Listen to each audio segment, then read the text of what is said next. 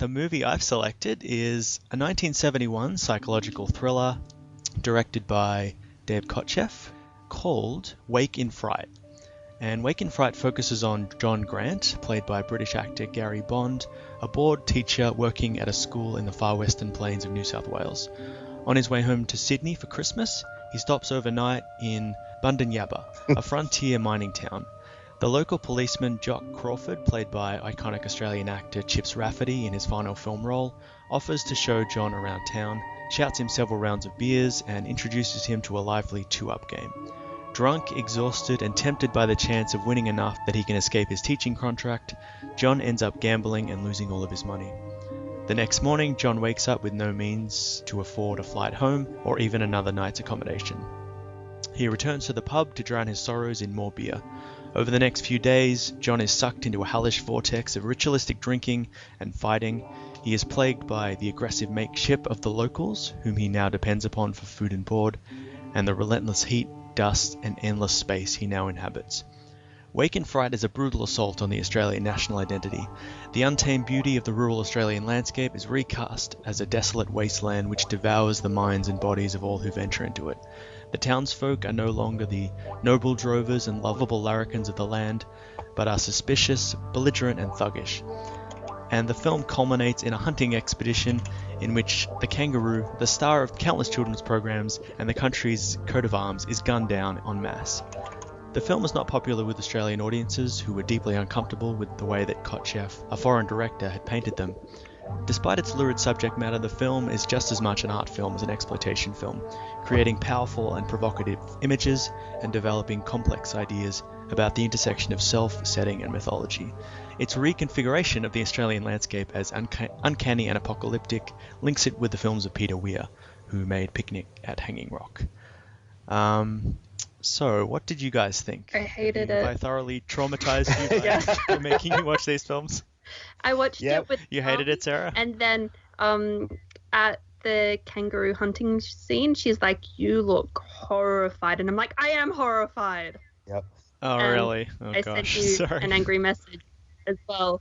It is a horror movie, though. After reading the controversy, I was expecting it to be worse, actually. Oh, ditto, David, ditto. I was like, is this it? I mean, I But guess should we're say- so spoiled by, Walking Dead and gore and whatever, except when you realize that this was real, that those scenes were filmed, but I don't know if we want to focus on that one scene. Yeah, I get, it's, and there's so many times in it where I was like, they should not be shooting like that. What happens to aim and control? But that's also the whole idea of that scene, is this absolute loss of control. Right. They're drunk, they're crazy, they're bestial, they're... And in the credits, there's actually Nelson, the boxing kangaroo. So the big boomer apparently was fine. Don't know what happened to the little doe, but my family had a farm many years ago, and I have seen roo shooting, and it's nothing like that.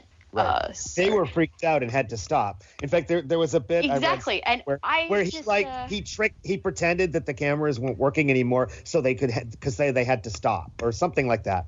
They had to trick them to stop doing it because everyone was freaking out. People were getting physically sick, and people worked up the show. The hunt. But this wasn't part of the film. This was a hunting expedition that they filmed while the hunters were killing the kangaroos, and then they interfiled it with the footage of the actors. Right. So it wasn't part of the film shoot. Right. If you didn't know that this was a real shooting, though, would you have been as disgusted by it?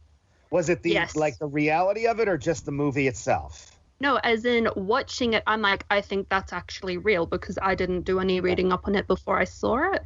Right. And then I'm like, I think that's actually real. And Mum's like, it might just be that they got shots from professional hunting shooters and they used that. And I'm like, yeah, I don't care. I was horrified. And then at the end, when they left all of the top part of the kangaroos and only took the hindquarters, I'm like, why are they doing that? They killed so many. Yeah, and Mum's like, there's no meat on it, so there's no point in taking it. And I'm like, but still, so sad. Right, yeah, I know, but that's that's the point of the movie. Yeah, like how gross they were. It's designed to evoke disgust and horror and waste and excess, and it's this release of carnal and toxic masculine rage at the world and inability to escape their fate and all that. So I understand the emotion of disgust, but but I don't think that's a mark against the movie. Right. I mean, I think that's it's not. It means I'm never going to see it again. It means it succeeded in what it was trying to do. I mean, that's clearly, you weren't supposed to be like, oh, what a fun scene here. You know? If you are, you're pretty twisted, you know? I mean, I could see like maybe the Walking Dead crowd would be like, oh, that's nice and brutal. But you know, I mean, I think most people, you're supposed to be utterly disgusted. And more the point, you're supposed to ask yourself, is this what humanity, like, can sink to? And I mean, that's the whole point of the movie, isn't it? Like the character John Grant like he sinks to this and he's disgusted by it, and he's, you know, it's you know, like any one of those movies about the deconstruction of humanity. It actually reminds me a lot of Dorian Gray. Mm-hmm. Because it's that gradual sinking into it, and like it starts with the gambling and then like sex or lack of sex. It's interesting to compare it to, you know, The Walking Dead or a war movie, because the imagery in that climax is definitely comparable in terms of its violence, but it's the fact that it doesn't start off, it doesn't necessarily set you up for that kind of experience. It's this very gradual process. It begins in a very normal frame of mind and gradually disintegrates. And because of that, it is like Dorian Gray, or it is like Heart of Darkness. Lord of the Flies, any of those. Lord of the Flies, in the sense that it's this gothic experience. So it's the landscape becomes this hellscape, and the mind itself is disintegrating in the wake of it. But unlike, say, European Gothic, where it's all about enclosure and dark, tight corridors and being watched and all that, it's this sort of impossible, wide open space. It's this oppressive sun that kind of glares down. And there's a few sort of recurring shots of John looking up into this blinding light and having this kind of transcendent experience. And the colors. And the colors and the filming. I mean, it's all orange and brown and desert and open, as opposed to... But that's what it actually looks like. Right. No, but I mean, it was filmed, like the director talked about how he made sure there were no cool colors in it at all. It was all meant to be dark, and builds that whole feeling of oppression and heat and, you know, and all that he's feeling.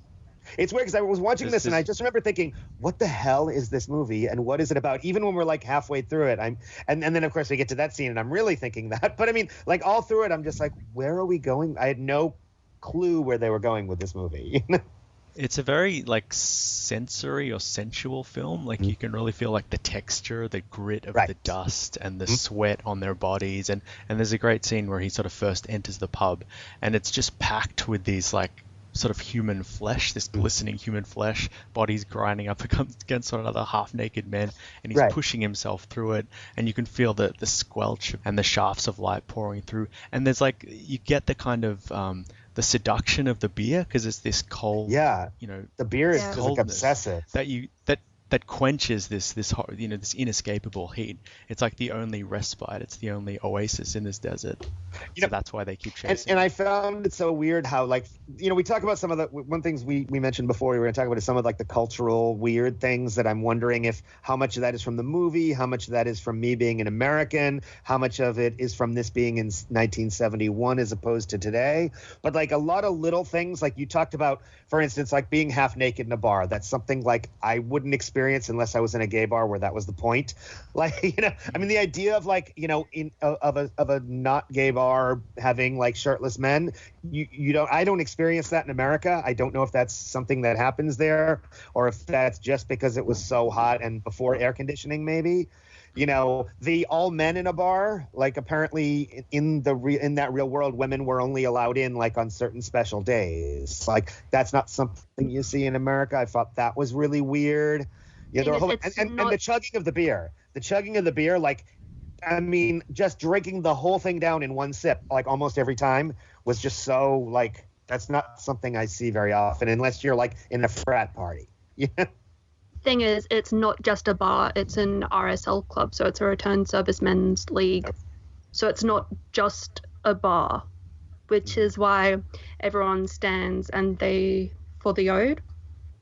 Oh, before we start on the Anzac stuff, just like 2 steps back, when you were like talking about the movies that it reminds you of, and I don't know a lot about gender in films and that kind of thing, but this film was like, the films that you reference are about toxic masculinity, and this is the epitome of it in the 1970s, before we even really ever used terms like that, and how dangerous it is. And Duncan, with I think the right term is like how, like the sensuousness of it, where you have the receptionist in the hotel and she's dipping her fingers in the water in front of the fan and rubbing it down her body, and it's just bizarre. Thing is, expecting that, I was like, he's still making eye contact with her. I would not be making eye contact with her. I would be looking away and blushing, because she's obviously enjoying herself in ways that shouldn't be in public. And even then, they talk about sex a bit later on with the doctor, but it's bizarre. Yeah, it's like the heat and the isolation dissolves all of these kind of social norms that you would expect in the city or in civilization that he's obviously used to. But they're so beyond it that it's like they take away those borders. And it's interesting, like I think the early parts of the film, there's this real sense of tightness and repression with John. The fact that he denies the beer on the train, and he's always buttoned up and he's always checking his watch. There's this ritual and this sense of order and the sense of everything working together like a machine. So when he's confronted with this intensity and this temptation of beer and gambling, it is like the unloosening of those repressions and him sort of giving himself over to this kind of primal sort of inner self. That's kind of like it's not just a horror, it's also a desire. Like he's being not just repulsed but attracted to this. Oh, and so much of it you see him enjoy it, and and that kind of stuff. And the scene where he wakes up and he's super hungover and it's so hot, and I felt for the poor guy. I was just, that looks like a 40-degree day, and to wake up in the middle of the day with a hangover. Skulls a beer. Yeah. There's no fix for that. You're new to the Ava? I just dropped in for the night. I'm flying to Sydney in the morning. Come far? To Bunda. Ah, nice little place. You like it? Paradise on earth. Yeah. What do you do out there? Oh, I'm a bonded slave of the education department. I'm a school teacher. Oh, yes. You took over from old Murchison, didn't you? MacDonald, isn't it? Of course. And you're, Grant. Yeah, that's right. Well, I'll be blowed. Crawford's the name. Jock Crawford. John Grant. I'm pleased to know you, Jack. What about another beer? You say you're a slave.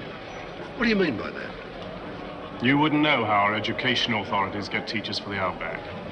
Wouldn't have a clue, mate. Now, a new teacher has to post a bond for $1,000. That 1,000 guarantees you'll serve out your contract wherever they send you. Oh, well, I suppose they know what they're doing.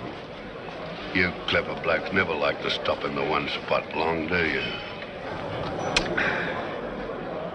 The other thing that it reminded me of is this subgenre of American films called hicksploitation, which is films like Deliverance and Texas Chainsaw Massacre and Hills Have Eyes, where the city folk kind of venture into the country or the rural landscape with this kind of nostalgic expectation of what they find, real America, rural America, or such and such, the frontier life.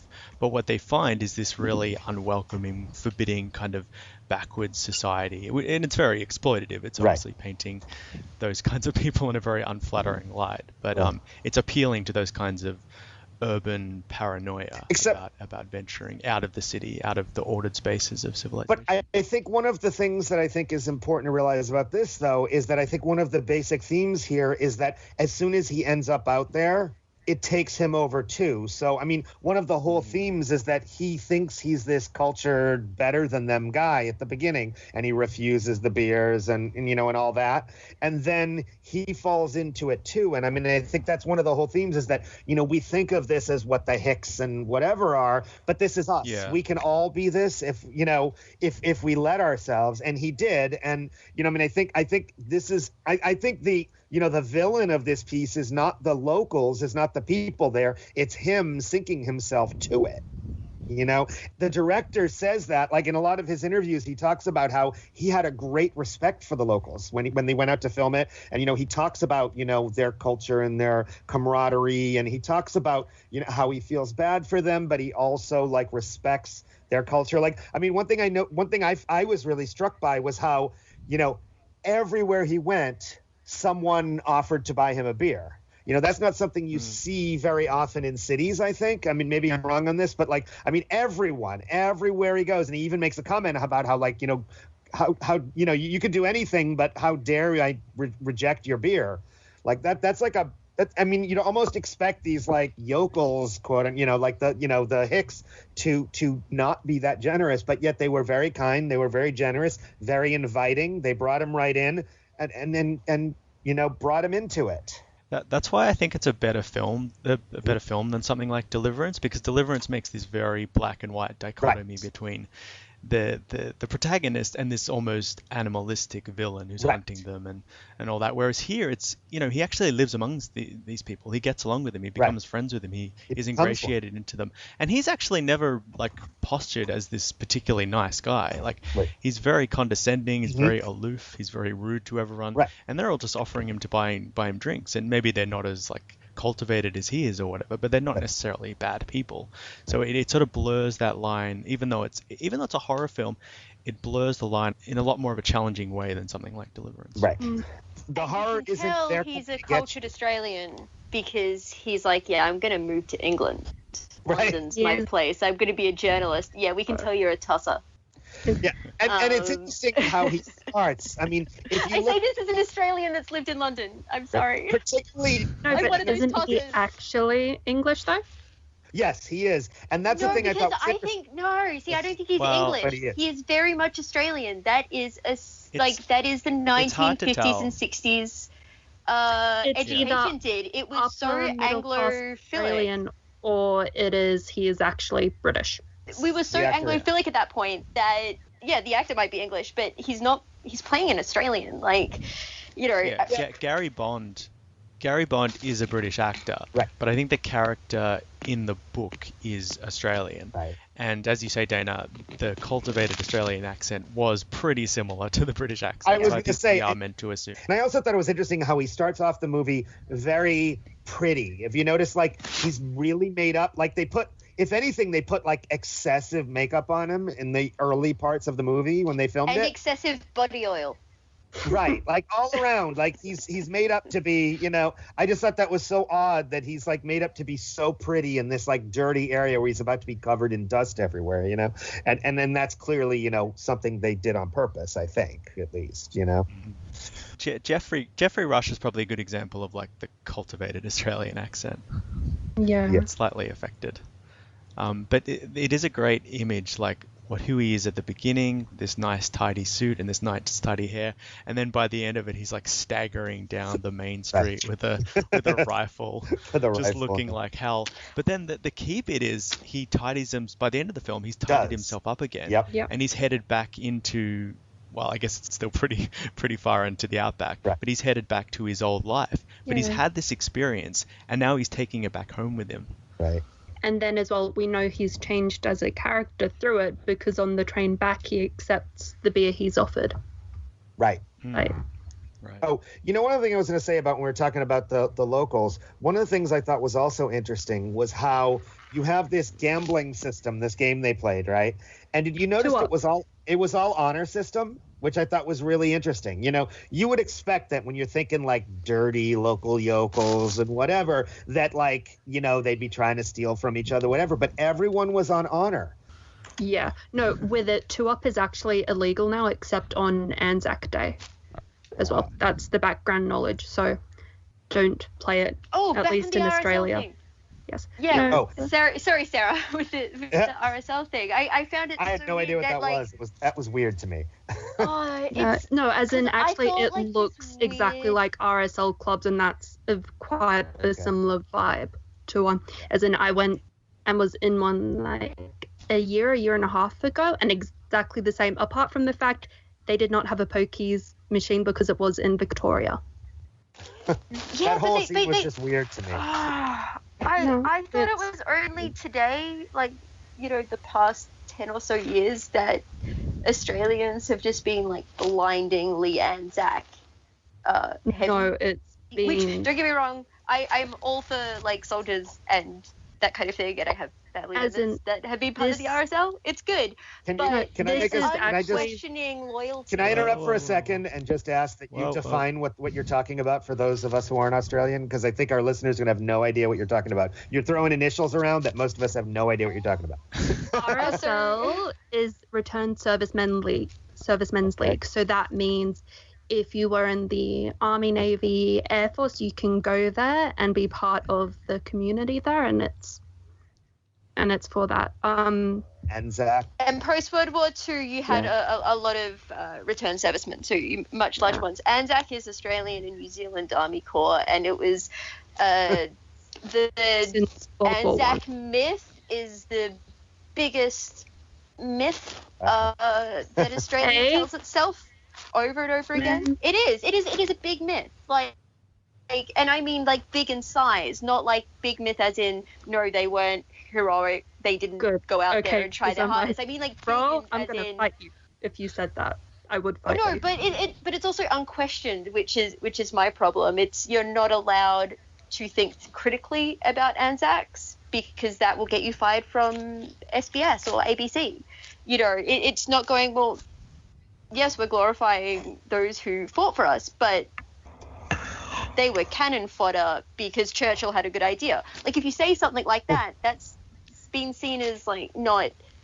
non-kosher. But, it's unquestioning, and it was really interesting to see something in, like, the 1970s in an RSL where you have people playing two-up and gambling, and you have lines and lines of pokey machines. And then you stop for this weird... Yeah. I thought the whole disrespectful behavior in an RSL, but then you have to go through this whole minute silence thing because they turned a light on, and it's bizarre. Like, it's but the thing so is, weird. It's paying respect for the fallen servicemen who gave their lives. That's it's not the minute silence thing. It's not the minute silence thing. It's like within the everything RSL. Around it. Yeah, it's such a juxtaposition. I'm all for having a minute silence. Okay. And that's exactly what I saw as an outsider who has no idea what this even is. I just was like, wait a minute. We were just in the middle of drunken debauchery, gambling, drinking, boozing, and suddenly we all stop and like salute a like thing on the wall. That was just really weird to me. And that's my problem with Anzac Day now is that instead of going to morning services, people or doing anything like that, doing something for your community, actually finding out where your local RSL is, maybe giving them a hand. People just get really excited, go to the CAS and play two-up. I just wanted to go back to what David was saying about the two-up game and how no one thought of cheating. And I think it relates to something that I don't know what he is. He's just like the lone policeman of the town, played by, it's Jock Crawford is his name, played by Chips Rafferty, and he says something to the effect of, no one commits crimes here because there's nowhere to run. So like that idea that the town is so isolated that if you do anything wrong, you will be caught, either by the townsfolk, or the policeman if you're lucky. But he says it's more common, like suicide is much more common because there's nowhere to run. They basically try to escape by other means, which is what which is what John contemplates at the end. Right. And a little background note: the director said that apparently they do have a very high rate of suicide there, but interestingly, particularly among women. So just a little background. Yeah, the lone female character was pretty sad, the way she was treated and the way she exhibited herself. That was kind of depressing. Yeah. I mean, this is not completely shut down, and it's not a movie about women. I mean, let's be honest, it's about the whole male situation there. Although I think you could have had an interesting side story about how the women survive there, because apparently it's about 3-to-1 men to women. So it does make sense that she'd be sleeping around like that, but it's an articulation of the chauvinism and the misogyny of these characters, that the larrikin figure is not this lovable oaf, as he's actually this deeply objectifying and sort of toxic force to the people around him. Either he's fighting them or he's harassing them. Right. But interestingly, the actor who plays the policeman is Chips Rafferty, who's like this famous kind of 1950s Australian actor. And that was his one in this movie called this is his final film. And he's sort of seen as like the quintessential kind of lovable, Aussie battler. He was in this film called The Sundowners, which is this kind of sweeping Australian epic about a cattle drive, similar to Australia, I guess, the film Australia. But whereas here, his persona is completely flipped on its head, and rather than being this lovable bloke, he becomes this almost this fascist kind of omnipotent figure who's constantly watching everything, pressuring John into drinking more and sort of bullying him and sort of seducing him into this kind of dark world, which I thought was a really interesting subversion, to use that persona and then flip it on its head. The same thing they do with the kangaroo. Right. And you know what, he apparently the directors talked about how he really sucked down that beer. And apparently they were using real beer, and then for a while they tried to use non-alcoholic beer, and he like freaked out, like, "What are you giving me? What's this crap? I can't act with this." So they had to give him real beer, and they said that like in one shoot he had something like 16 pints of beer, and they were like, "I don't know how he delivered his lines, but he did." So David, the reason why people neck beers like that is, back in the day, you saw it. They're like, the bar closes at 6:30. I forget what they call it. It was like the 4 o'clock skull or something like that. So you essentially finished work, had to neck 3 pints and then go home. And you had lockout, so it meant that the bar was technically closed. So no new people could come in. You weren't meant to really serve beer. People were just meant to be like finish their drinks and leave or something like that. And then they go back and play 2 up. So this is right after that. Yeah, well, this is like right after those laws ended. So, they still kind of have similar ones on the books. But that's why people could neck beards. But it's also much easier to neck a middy than it is a pint, which is what people do these days. I'm all for going back to middies. There was a couple of things I just in terms of, we haven't really talked at all about the end, where he first tries to shoot Doc or thinks about it, and then tries to kill himself. It's interesting. He goes out and he kills kangaroos, and that's all okay, right? And all that craziness he lives through. But then he comes home and Doc rapes him. It's interesting because it's not clear. It doesn't seem that from the movie, but the director has himself called it both rape and sexual assault in other interviews. And that's when he freaks out and leaves. And then he comes back to try to get him. I don't think I didn't read it that way. At all. I didn't either. I thought it was more he realized what he had done with shooting all the kangaroos, and then was just like, oh my God, and then tried to leave, and then wound up back in the town. But I definitely read it as a I definitely read it as a sexual encounter between him and Doc, but I didn't interpret it as rape, just because the final scene is them looking in longingly into each other's eyes as they're on top of each other, and then it cuts to morning. Right, and see, that's where I don't know. That's where I wonder if that's us looking at it from a modern viewpoint, because I mean, again, I've read there's one story that the director tells over and over and over again, and that's of some famous director who was sitting behind him in a screening of it at Sundance, and going, oh no, he goes there. And every time he tells this story, he calls it a scene of sexual assault and rape. So that's that was something I found interesting, because I agree with you, Duncan. I saw that as like a consensual thing, like their masculinity brought them together for this moment, and which I still felt weird about, but like that, I think that's our modern sense looking at it, because he meant it as rape. And oh God, I can't remember. I mean, you could argue that he was so intoxicated that he couldn't consent, but it's like they're both equally intoxicated, so it was a kind of a joint bad decision. But But I don't know, yeah. I read it as just like a clumsy pass was probably made and they fell asleep drunk near each other. But he's got his pants off. Yeah. Like he's naked. Right. Like, He's naked after. And by the way, it's Scorsese. Scorsese was sitting behind him in a screening, and he's told this story multiple times. And in fact, that was kind of the moment that made Scorsese go, "Oh, this is such a great movie! Oh my God, he went there! He did it! Oh my God!" You know, and he freaked out about it. And that's one of the reasons why when Scorsese ended up in charge of Sundance, that he brought it back to be shown as one of the classics. And in fact, it's one of only 2 films that has ever been shown at Sundance twice. But I remember thinking for a 71 movie, like, did they really go there in 1971? Really? You know? I was actually surprised by it. And then to hear him call it rape was just a little weird to me.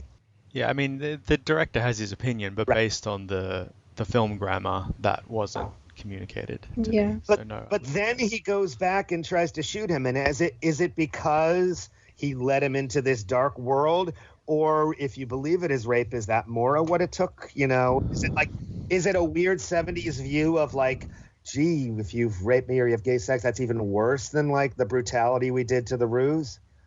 You know, we can show brutally assaulting kangaroos, but we can't show like a gay kiss.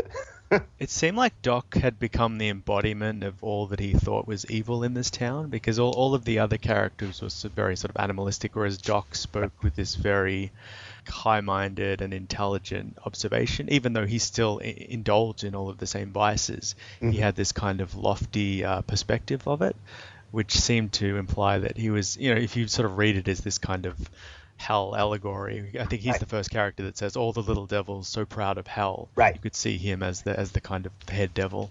So he sees him as the architect of all his anguish. But the fact that he then turns the gun on himself, to me, suggests that if there was a sexual engagement, he was sickened by it, but he didn't necessarily blame Doc. He just wanted to, I don't know, expunge his experience or end his anguish or something. And in many ways, Doc is him. It's ambiguous. And in many ways, Doc is what he's afraid of becoming, because I mean, Doc is the guy who succumbed to this permanently, and Doc was him, you know, 5, 10, who knows how many years ago, and now he's here and he's fallen into the same quagmire that Doc has, and you know, he manages to pull himself out of it, although by trying to kill himself. Well, first Doc, then himself. So that's a good point, and it sort of bodes well with the kind of gothic trope of the doppelganger. Like he sees himself in the future, and he wants to avert that somehow by killing it or cutting himself off in the past or something. Because I mean, Doc is still doing poetry. In fact, he talks poetry to him after he's knocked out, after he's passed out. He's the sort of the paradox of the civilized and savage man in one. Yeah. Which is, in fact, John Grant. With it, yes, I don't like it, but I think what Mum said about it is very true, and that it is very much of the era and it's very much of country Australia, so it has its place.